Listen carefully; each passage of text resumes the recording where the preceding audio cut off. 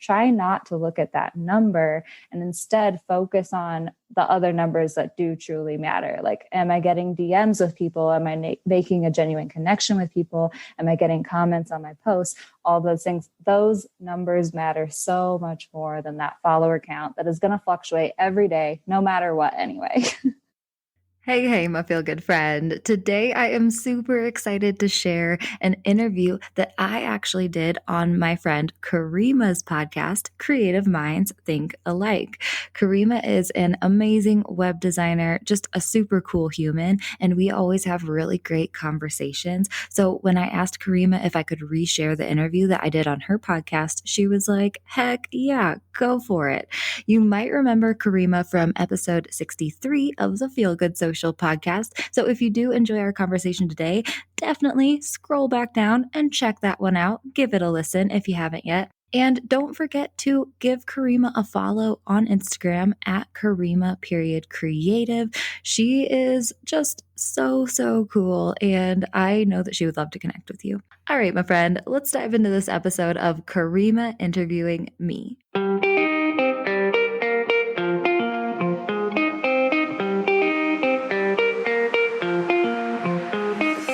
Hey, friend, and welcome to the Feel Good Social Podcast. I'm your host, Kinsey, and I'm here to help you market your business in a genuine way that works without wasting your precious time. On this show, we chat about social media strategy and mindset tips with a focus on, you guessed it, feeling good. So sit back, relax, and enjoy some genuine conversation for the good of your biz. Hey guys, welcome to today's episode. Today I am talking to my friend Kinsey, who is a social media mentor helping down-to-earth entrepreneurs use social media to market their brands without losing their soul and sanity. I am so excited to dive into things all social media, all Instagram with you today, Kinsey. So I would love for you to just introduce yourself and tell everyone a little bit more about you. Yes, thank you so much for bringing me on, Karima. This is going to be so much fun. Like she said, my name is Kinsey. I help down-to-earth entrepreneurs use social media in the best way for you that actually works to get you results, but isn't going to take over your life or make you feel icky or all those things. And I really love to focus on, authentic storytelling to drive deeper connection with the right people, batch planning so that you're not wasting your time every day trying to think, what the heck should I post today? And creating, an Instagram post in an hour. And also, really growing a genuine following of people who actually want to support you and buy from you versus focusing on those vanity metrics and all that stuff. Yes, I love it. And I love everything behind, your business and your business name and the brand you've created, because I talk all the time about just how in business, whatever we do, it needs to feel good, right? Because at the end of the day, there's so many things that we're always being told, like, hey, we should be doing this or we could be doing this. And it's never going to work if it doesn't feel aligned. And so let's kind of talk about that a little bit and kind of how, you really came up with the name Feel Good Social, where that came from, and, why that's so important, especially when it comes to showing up online. Yeah, I love that you brought that up because it's really funny. A lot of social media managers, they love social media in a way. And I'm kind of the oddball over here where I actually am not a huge fan of social media, or I haven't been for my whole life. And I was kind of thrown into the social media management game in a while. And it kind of made me realize, wow, we can use social media in a way that is kind of working against the disconnection it can bring or the competitive vibes that we can feel. And we can use it for good in a way that feels good and actually promotes our business and helps us see results. And so that's kind of where the name Feel Good Social came from. It's how can you use social media in a way that's driving real connection, not making you feel FOMO or all of those things, making you look at your competitors as inspiration and not feel like weird competitive vibes, and also using it in a way that's actually going to get you results. So yeah, it was kind of a journey for me coming up with, Feel Good Social, how to approach social media from that way. And so now that's what I teach. I really feel strongly that the best way you can use it for your business is just in a way that's going to work for you and that feels good in your soul.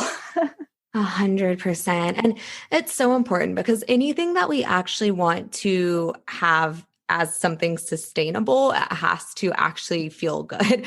And I think that's really at the core of so many problems people have when it comes to running their business is that they're trying to like do what everyone else is telling them they need to do and not what actually is going to be what they want to do. And then there's this disconnect and this negative energy, and it will just never work the way that we want it to. And I find that a lot of times, even when it comes to really just creating content, this is where people a lot of times start to get kind of like those icky feelings and those negative like thoughts that come up. Like, do I have anything good enough to share? Like, who am I to, try to talk about this thing? Am I an expert? Like a lot can come up when we're actually putting ourselves out there. So let's talk about that, like creating content and where people get stuck. What are some of the roadblocks that you see people kind of run into and some ways and tips that you find that help getting over those? Oh, I love this topic and I could probably talk about it all day. Yeah, I think that when it comes to creating content on social media, you really need to take a look at yourself and think, what are my personal hangups, right? So for a lot of us, it could be perfectionism and not wanting to put out something that's maybe not perfect and shiny. For a lot of people, it's this feeling of, oh my gosh, I'm going to post to social media and I'm immediately put in the spotlight and everyone's paying attention to me and judging me and all the things. And it could also just be like, who the heck am I to be posting on here? I have no idea what the heck to post. Like I have nothing important to say. So depending on, what your feeling is, what your biggest hangups are, that's where you should really start, I think, is, okay, if you're a perfectionist, well, no one's perfect. We're all human. And honestly, there's been this huge shift on social media to creating content that is imperfect. A lot of people want to see the messy behind the scenes, middle of the road stuff on social media these days. That's what a lot of our audience is responding to. And so I actually encourage my people to put out things that aren't perfect. If it's, you feel like you're going to be in the middle in a big spotlight when you're showing up on social media, well, a lot of people aren't really seeing your stuff. It's more about showing up consistently again and again and again is when people really start to pay attention to you. So if that's one of your hangups, I like to tell people, you're not in a spotlight. We're all the stars of our own lives. No one's really paying that big of attention to you on social media. And so it's okay. Just start showing up. It doesn't have to be perfect. All of those things. There's just so many things that we all feel. There's so many hangups we all have when it comes to that. And so that's where I like to start, is kind of approaching those limiting beliefs and trying to move over the hurdles. Yes. And honestly, that's the number one thing too, is like, we are really not as visible as we think we are.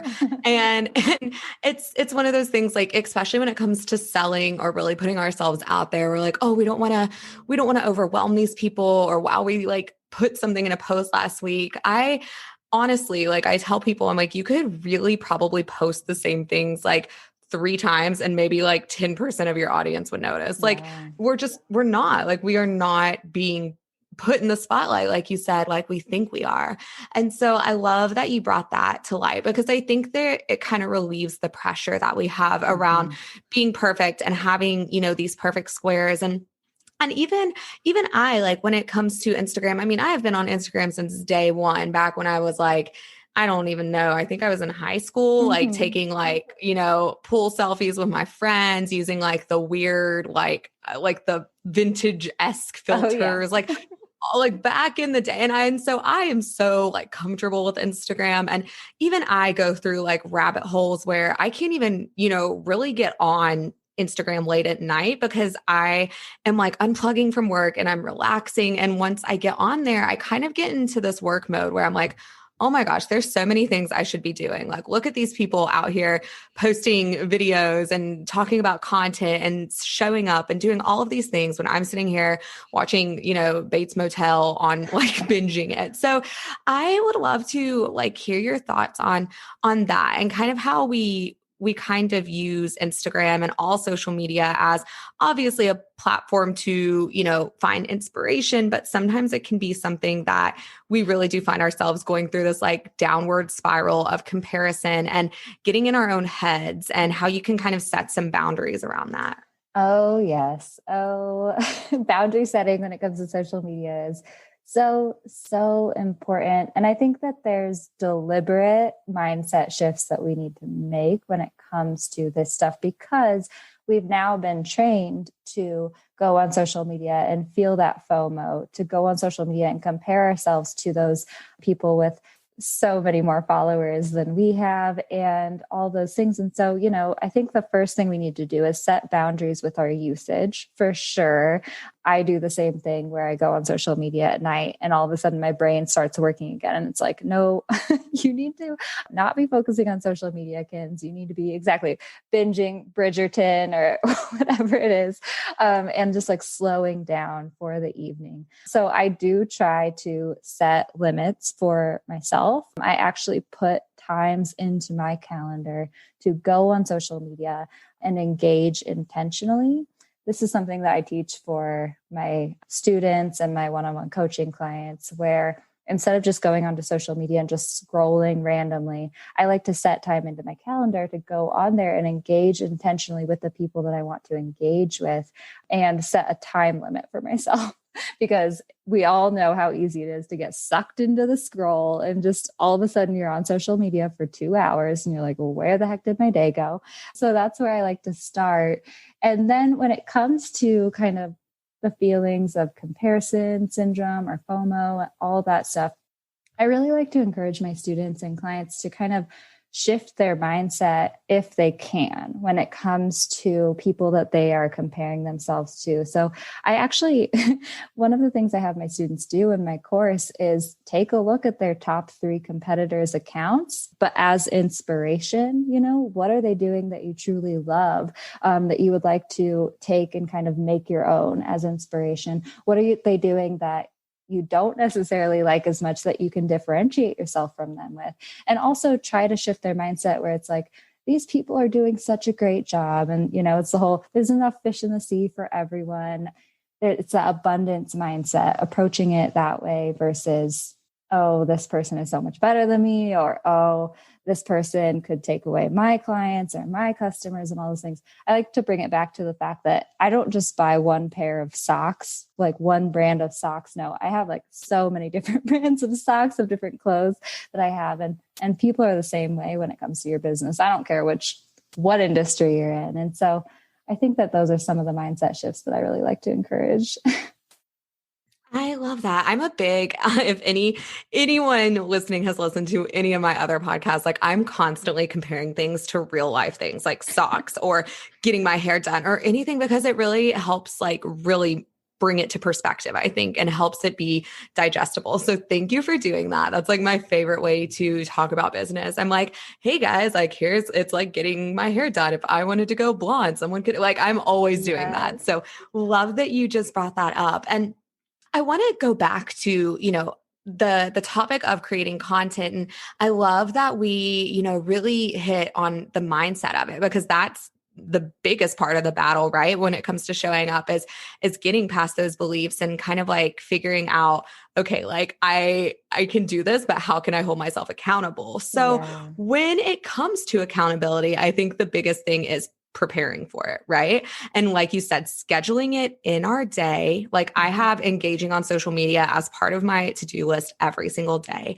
But even taking it a step beyond that, actually prepping our content, batching our content, and having things to post with, that time that we are blocking out in our day, and not trying to like get in Canva last minute every day or go through our old pictures and see what we can re-edit last minute. Like, oh, can I throw a new filter on this photo from like 2014 and use it? So let's talk about batching content. What are just some tips on that you have, like actually creating content in advance? Like how long should people batch for? Like, how do you get in the zone? Just talk to me about all the things when it comes to batching content. Cause I'm not even going to lie, that is not my area of expertise, like at all. I'm so bad at it and I need to even do way better myself. Yeah. Oh, I love talking about batching content. It's so much easier. I think that like batch planning all of your content in one sitting, if you can, it not only helps you to save time, right? Because you can batch out all of your posts for an entire month in 2 hours versus wasting an hour every morning trying to think, oh my gosh, I have to post to social media. What should I say? What photo should I do? What hashtag should I use? You could waste an hour every day of the month doing that. And so that's awesome. And then also, batch planning really, really helps you to make your content more strategic, which is important if you're trying to use social media to really, boost the success of your business. And so I just geek out about this topic and I have so much to say, but I think that one of my favorite, places to start when it comes to batch planning content is with content pillars. And this is probably a concept that some of you have definitely heard already because it's a lot of people preach it, but choosing these pillars and themes for your brand that provide value to your audience, that help your audience get to know you, and posting about them again and again. For any sort of brand, your content pillars could be personal stories about you, behind the scenes stories, tips and facts that are more educational and helpful for people, things like that. But choosing a few pillars for your brand will really help you to kind of narrow down that whole world of topics that you could post about every day, thinking, oh, okay, I haven't posted a quick fact recently. Let me post this. Or I haven't posted a behind the scenes story recently. Let me do that. So that really helps you to narrow down and hone in on what should I post. And then when it comes to batch planning, what I really love to do is throughout my month, kind of keep two separate banks of things. I like to encourage my students to keep a story bank or like a caption, topic, idea, ongoing list of things like, oh, in the middle of my day, this funny thing happened. Let me add it to my story bank real quick. And so that when it comes time to batch plan, I can refer to my story bank and have my ideas at hand. And then I also like to encourage people to create a visuals bank. So that's where throughout your day, you're keeping your visual pillars in mind and think, oh, I'm going to snap this quick photo of like my desk is like clean today. Cool. I'm going to snap a photo. I'm going to add it to my visuals bank. And then when it comes time to batch plan your content, you have your story ideas and your visuals at hand in one place. And the batch planning process just becomes so much easier because you're not kind of reaching here and there, scrolling back through your phone, trying to edit all these photos at once. You are just looking at your stories bank and your visual bank, and they're right at hand. And it just streamlines the process so much. Yes. And I really like that you mentioned strategy with that too, because I think that's probably the most important thing that it boils down to is like having that correct intention behind what we're posting. And I used to always be someone who I would wake up in the morning, like drink my coffee and just kind of post what I felt inspired to do. It was kind of like my journaling prompt. And that worked really well for me for a while. And then I found that as I got like really busy and as my priorities started to shift and my mornings looked a little different, even I was like, I'm not feeling inspired to just post. So then all my posts would just be like, happy launch day, or hey, like, look how great this site is, or like, hey guys, go check it out.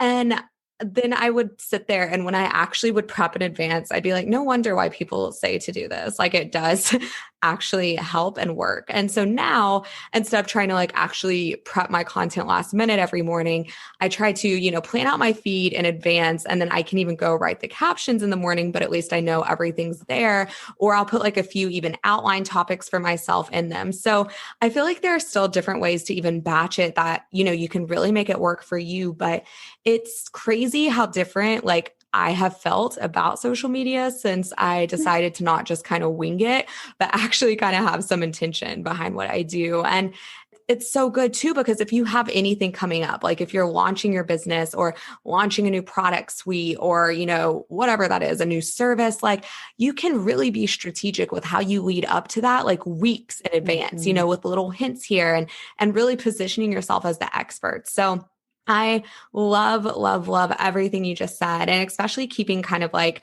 just ideas like stuffed for whenever you need to really sit there because you'll have those ideas. Like last night, I had the best ideas in the middle of the night and I grabbed my phone and made a note because I was like, wow, this would be a really good post. So, Yeah. yeah, just having that kind of like go to bank when you do feel inspired. Yeah, yeah, exactly. Oh, I know. So many of us are like, okay, we're just gonna post willy-nilly to social media and we just need to show up and all that stuff. But like, I truly believe that social media can be such a huge time waster for especially those new entrepreneurs who are kind of wearing all the hats, right? And so a lot of times I just have to kind of give my clients and my students that little reality check that it's like, no, we don't want to waste your time on social media. I know how time consuming it can be. I'm a monthly manager for a lot of people as well. And I don't want you to be wasting your time posting willy-nilly. We really need to be strategic and intentional with our posts because that's the way that you're going to see the most results. If you just post willy-nilly, you might grow your following in 5 years. But I don't want you to I don't want it to take 5 years for you to see success and see a boost of your business. Yes. Oh my gosh. Yes. I remember when I go back and look at my first post, I was like, who was I feeling like? Like, what was I thinking? They would just, oh, they were all over the place. And it's just because I had no plan. Right. And you end up spending so much more time like spinning the wheels in your head than you would be if you would just sit down and kind of like at least give yourself like an outline to go off of when you're just putting yourself in a mindset of having like strategy behind all of the moving pieces of social media, it is actually what you said will gain you followers, will like higher your engagement, just all of these things. Basically, it's just like social media. When we look at it, it's a beast, right? There's so many different moving pieces, so many things to do. But when you can do anything to save yourself time in the long run by actually preparing for it, like it makes such a big difference. Oh, totally. Yeah. Yeah, exactly. So honestly, too, that's another kind of thing that I love to teach when it comes to batch planning is I like to look at my months at a time and I start kind of big picture and kind of outline, add to a calendar, right? Oh, there's this event coming up here. Oh, I want to promote this product this week. So I can start talking about it and dropping little hints, the week before, leading up to it, all those things. Kind of start big picture and start filling out those bigger things that kind of outline your month and have to do with your month, and then start slowly zooming in, right? So I'm going to launch this product on this week. I want to create 10 posts leading up to that. Let's think of 10 different ways that I can kind of create posts about this product, prep my audience so that they want to buy when it comes time to promote the product and all of those things. I call it post stacking when you talk about the same thing again and again in multiple ways to kind of stack posts on top of each other and really prep your audience to take the action you want to take.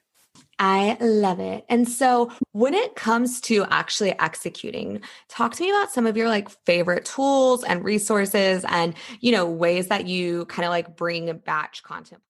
Do you know what your brand vibe is on Instagram? I have a new fun quiz that's just for you, my friend. I, of all people, know how hard it is to figure out how the heck you're supposed to translate your brand to the gram. And with this quick 7-question quiz, we will help you hone in on your brand's personality, voice, and visuals so that you can show up consistently and create content that looks beautiful and feels on brand for you. This quiz is so awesome. It's been a long time coming, and I know that you're going to have a lot of fun with it. Plus, the results will help you show up in the best way for you. If you'd like to check out our new brand vibe quiz, just head to feelgoodsocial.com/quiz. Pretty easy. Head to feelgoodsocial.com/quiz to find out what your brand's vibe is on social media and start showing up there for your brand.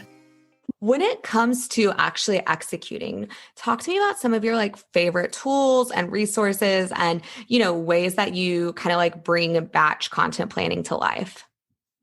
Yeah, I use Airtable a lot for pretty much everything in my business. Airtable is kind of like a spreadsheet software online, but it also has different views. So it doesn't just have to be a spreadsheet view. You can turn it into a Kanban view, which is similar to, the Trello boards and all of those things. And so I really love Airtable for just kind of outlining my months and planning out my content. And then when it comes to scheduling, I really like to use Later.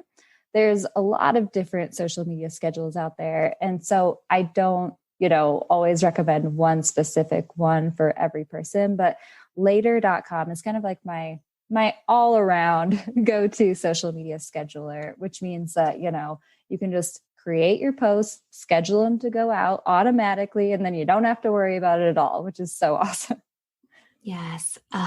I just took a note of Airtable because I've actually never really explored it, but I'm like always looking for new ways to like put my brain dumps digitally. That's one of my goals for 2021 is to like put it on a computer.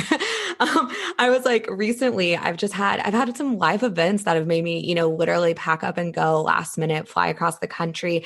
And I realized like how important it is to actually have things in order and organized and like even going back to content planning, like having it prepared, because whenever life happens and gets in the way of our business, it's like we have to make sure that the needle and the wheels are still turning, right? The needle is still moving forward. And we can't really do that if we have absolutely like no systems in place and nothing happening where we're like prepared to still show up online and not necessarily like show that, hey, like our lives might be falling apart personally, but like online they are too. We can still show that we have a business and show up that way.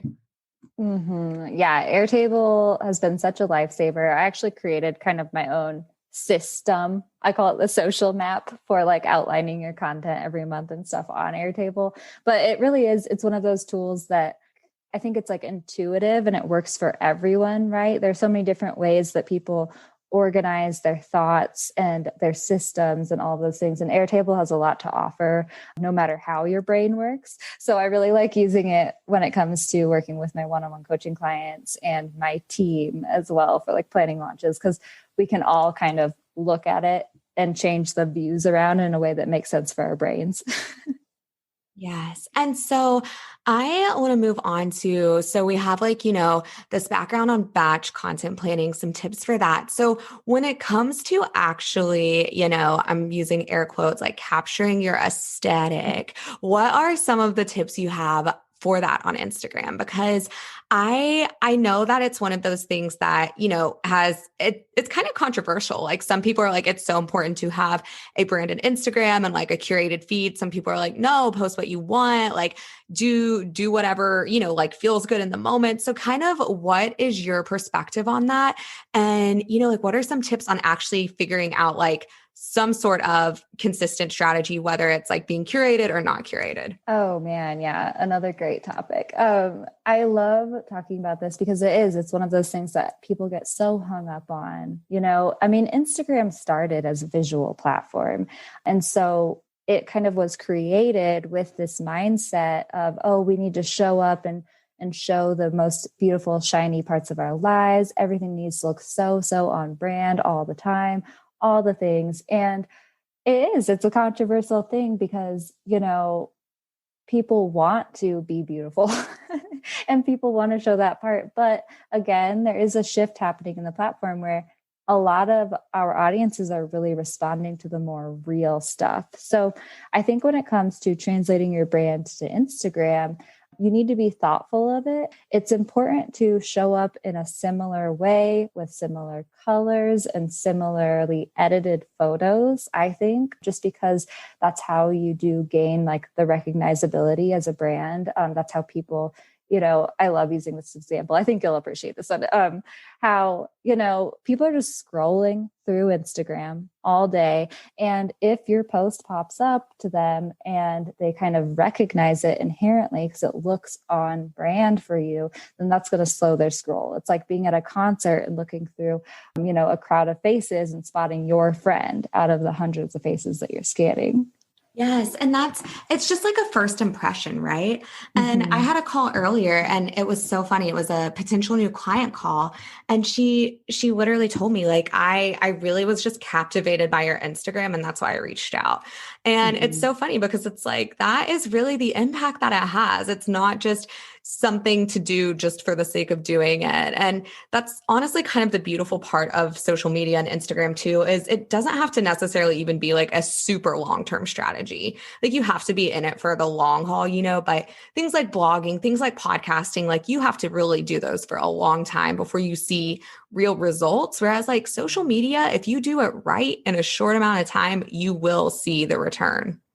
Yeah, for sure. And so exactly, it's like the first impression, and it's how people recognize you. It's like if you have a friend who never wears makeup and all of a sudden they show up and they're wearing makeup, like that feels weird.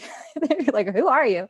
And so you want to be sure that you're showing up in a similar way. And I think that that's most easily done.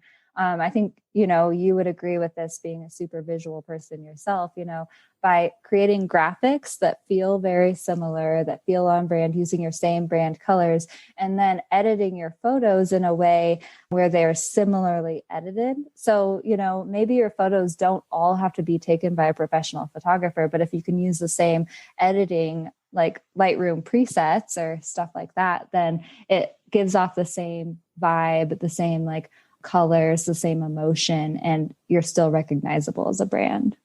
Yes. Oh, I love it. And it really is so important. And I love that you said that because obviously I'm a brand designer. Like I am huge on telling people like use the same filter, like use the same color palette. It matters so much. And even if, like you said, you're DIYing your brand, like pick just 6 colors and like just use it, like make a color palette and Canva quickly, just stick with it because that's what matters is consistency. Like you said, like you have to have people realize when they see something like, oh, hey, that's Kinsey, or hey, that's Karima, or whatever that is. And it goes back to, like you said, your friend wearing makeup, like that's not on brand for her. It really isn't, so it's all goes back to our expectations and what we're planting the seed with people. So I think that's so important. And also, like you said, I think a lot of people get caught up in, I don't have the money for professional photography or the time.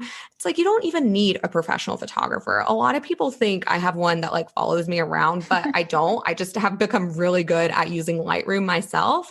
And I literally will go outside sometimes. Like there will be days that I wake up and I like have my makeup done. I do that. And then I use the same Lightroom presets. I use the they're like the LNA set.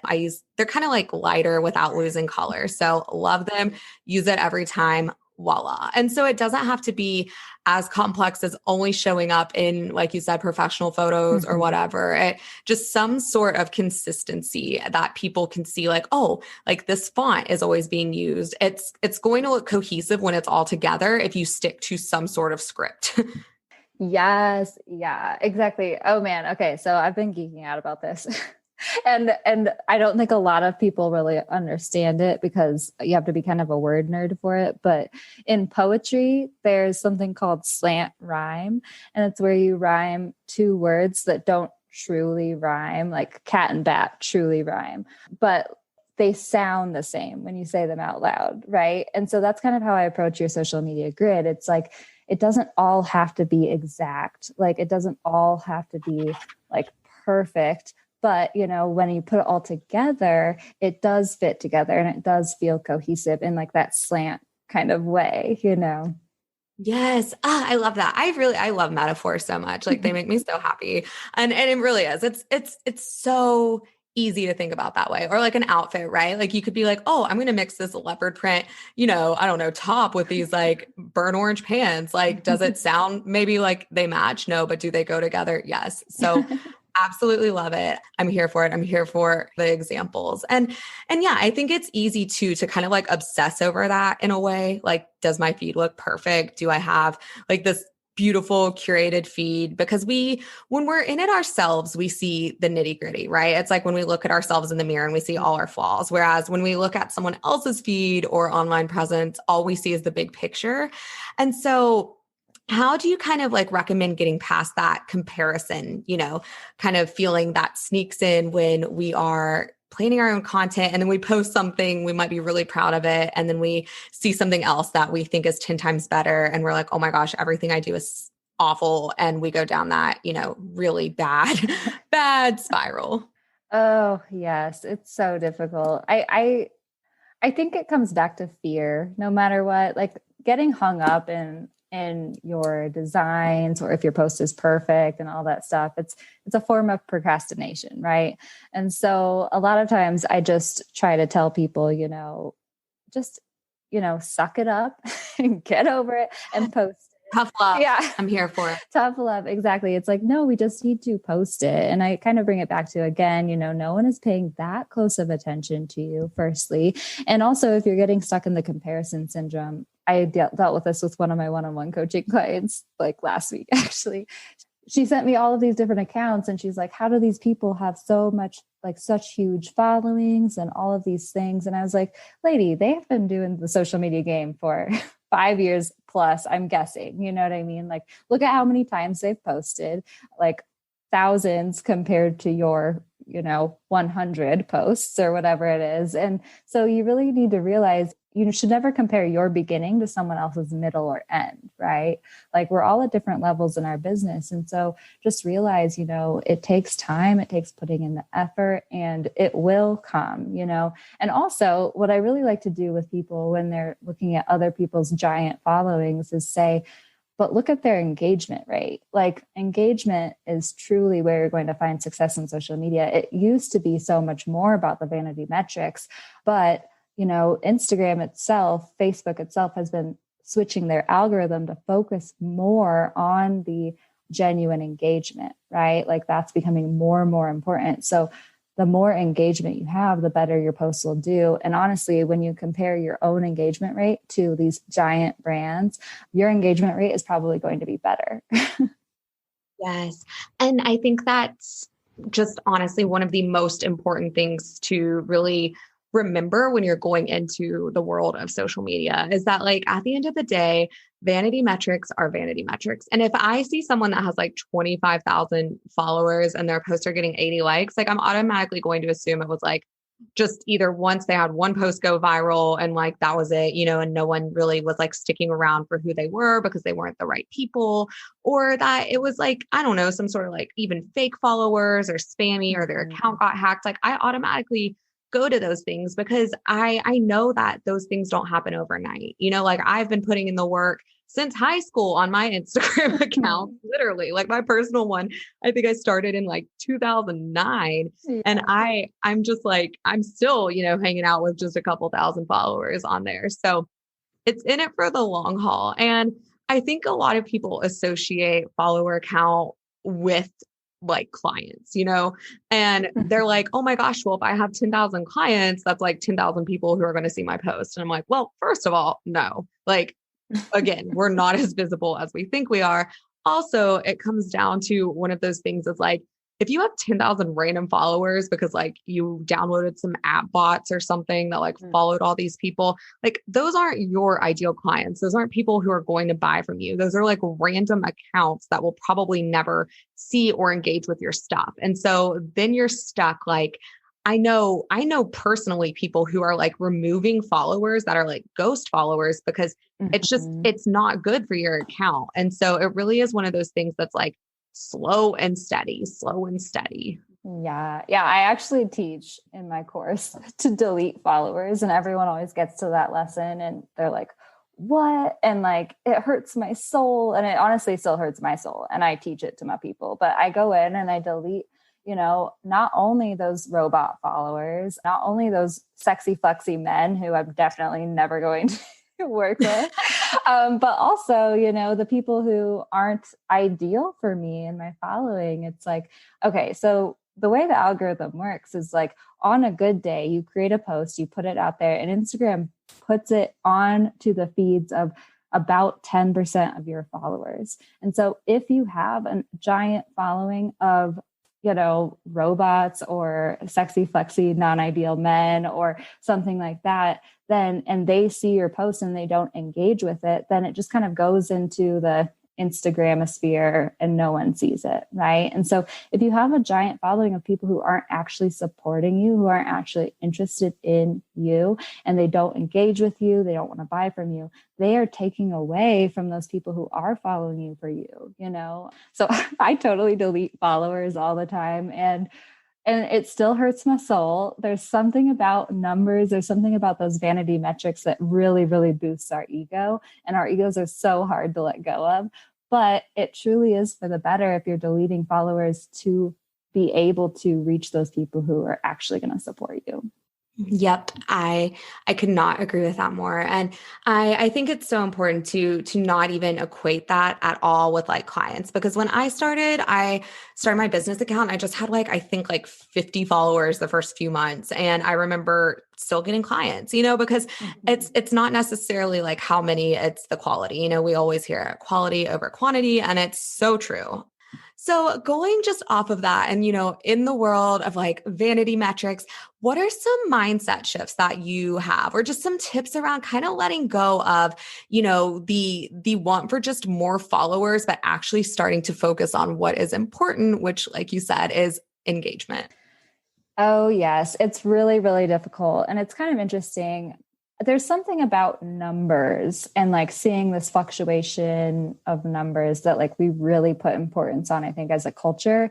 In high school, I actually had an eating disorder and I was obsessed with the scale and the number on the scale. And so I've trained myself to not look, to not weigh myself basically, and not look at that number on the scale. And I kind of equate that a little bit to the social media follower number as well. I've kind of trained myself to not really look at that number if possible. It's hard. And you'll continue to look at it. Don't worry. But just kind of, I think awareness is the first step. And also realizing, try not to look at that number and instead focus on the other numbers that do truly matter.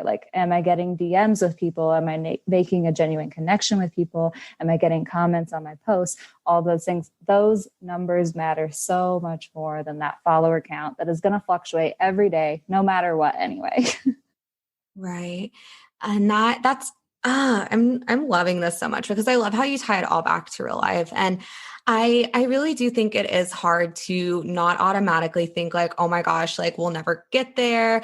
And it's just any goal. It really is small baby steps, and doing one thing at a time. And I want to touch base on just one more thing. And it's kind of, I feel like we've really tied in mindset with strategy, tackling the limiting beliefs, but tying it into actual steps and what will work. And I kind of want to do that with the next question too. And so I think another limiting belief a lot of people have, including myself when I started for sure, but whenever it comes to figuring out what to actually post, if it's a photo of ourselves or, the content that we're planning out to start batching, a lot of people just don't think that they're interesting people, including me. Again, I'm what do I do that is I literally sit at my house all day, every day with my dog.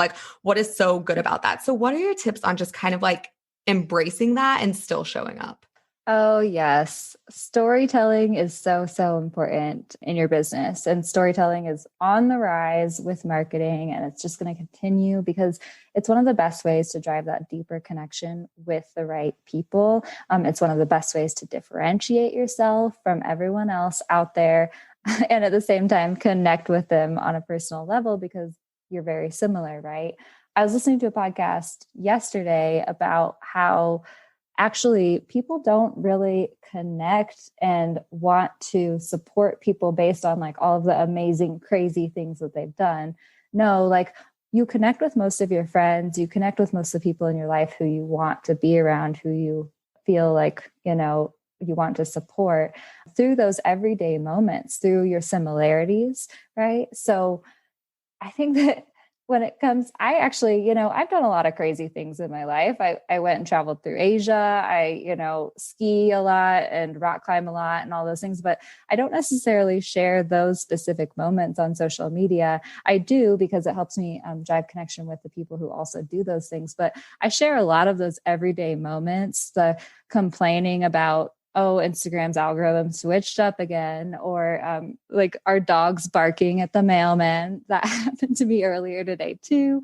All of those things are what will really connect you to people. And so sharing those everyday moments, sharing your thoughts and your feelings and all those things, that's what's going to drive deeper connection. And it's not small. It's not boring. I have an Instagram live series that I do every Monday called Story Time with Feel Good Social. And it's just people coming on and sharing the stories, their own stories of entrepreneurship. And honestly, we talk about the same things. I ask the same questions, like, what are your biggest struggles? What have been your biggest challenges?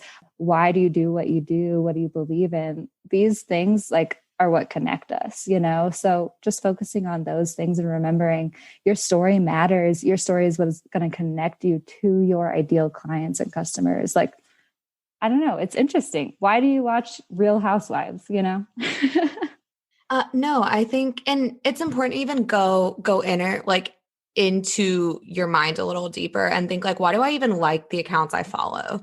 Like I follow accounts that are really real, and like showing the bad stuff. And I think it's important to remember at the end of the day, we're creating businesses that are human and that have stories and like real stories. And it's not all glamorous. Like I remember when I first started in business, I have a past of like, I was fired from my first job. I was in crippling debt. I lived out of my car. Like I have a story that now is obviously like really, it's nice to reflect on that and think about how far I've come. But even a year after that, like when I first started my business, I was so ashamed to like even share that. I was like, I don't want people to think that I am less than because I was fired from a job that, was not in my area of genius. Or I don't want people to think that I am some sort of like bum because I was literally living out of my car. And I felt like I had to prove something before I could share that. But now looking back, I realized that when I really did start to share who I actually was and make content that felt true to who I am, that's where the shift really happened. And people were reaching out to me like, I'm so glad you said that. Like I'm in the same boat. And those became my people. And I think that showing any sort of like grit and realness and remembering that like everyone behind these screens, everyone behind these amazing businesses are human beings with real shit that happens to them all the time. And so I love just remembering that when I'm looking at any profile or any post to remember like, hey guys, like we are all going through our own experiences of real life aside from our business, like business is not life. So yeah. And like, I don't know, that's what I love too about the shift that's happening on social media and all of those things. Like it's not just all bright and shiny and it needs to become more normal. The messy middle needs to become more normalized because shame, when you say it out loud, like what you're ashamed of, then it's hard to hold on to that shame, right? That's like something, I don't know, I think I butchered it, but it's something that Brene Brown's. We're doing our best. We're doing our best today. But yeah, exactly. It's like, we all have like the messy back end and the more you can actually, it's scary to share it because we want to show up as shiny people all the time. But the more you do share it, the more like of a deeper connection you'll create with people, the more you'll inspire people, the more you will help people to accept that this is a normal part of the process. Right. And so, yeah, I do think that just it's important to share the messiness. And even though it is scary, once you share it, you will have those people reaching out to you saying, thank you for sharing that. I've been going through the same thing. Entrepreneurship can be such a lonely place, but we're all just like going through the same things together apart, but we could be going through it together, Yes. I remember like when I first started too, I was just like, honestly, like this community and space is the first time I felt like so just like accepted, and yeah, I love it because I mean, even I know anyone listening is just going to be like, what do they mean? Just like doing their best. Like we have literally guys, this is our third attempt at recording this episode because my dogs went crazy because someone showed up at my house and the first one after like 9 minutes, then I lost my train of thought. Like we have literally, it's just such a perfect example of like real life, right? Like, hey, like I would love to always have like perfectly recorded episodes where I'm doing my best, but I started this and I literally said to you like,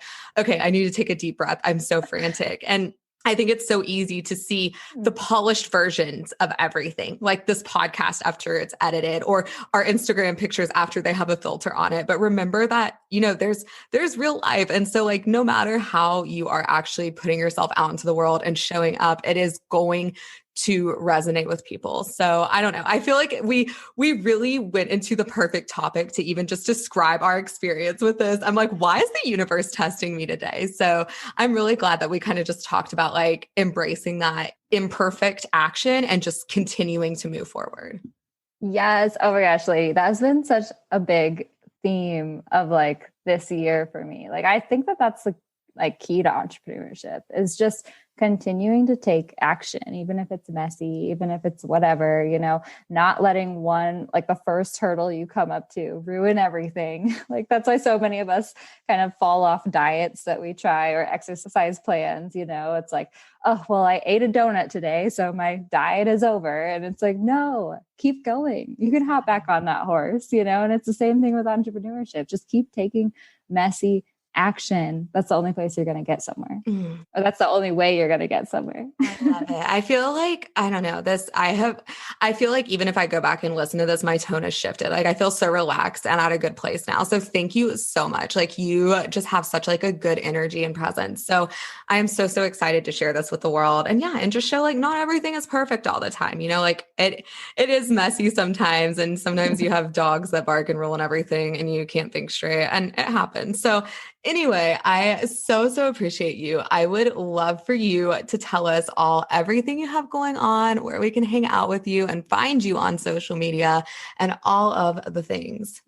Yes. Oh, thank you so much for having me, lady, and for that compliment. I do feel like just the more we all show up and just relax, take a deep breath. Like I've totally been there too. And I was having that morning yesterday.